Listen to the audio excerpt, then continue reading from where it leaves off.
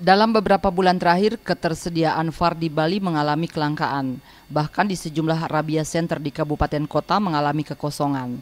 Menurut Kadis Kesehatan Provinsi Bali Ketut Suarjaya, hal ini bukan karena tidak tersedianya dana. Provinsi Bali termasuk kabupaten kota telah menganggarkan pembelian VAR tersebut.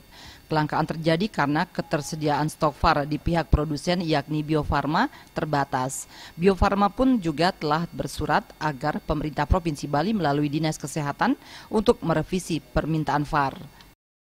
Sekarang ini kita juga dari provinsi sedang merevisi permohonan permintaan VAR ini yang dulunya 85.000 gitu file kita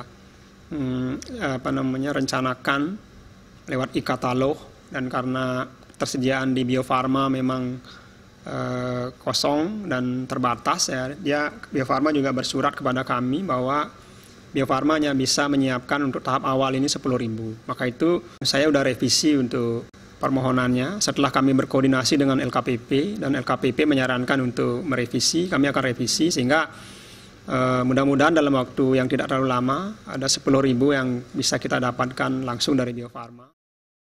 Sejak tahun 2008, rabies sudah dinyatakan KLB oleh Menteri Pertanian dan hingga kini status KLB belum dicabut.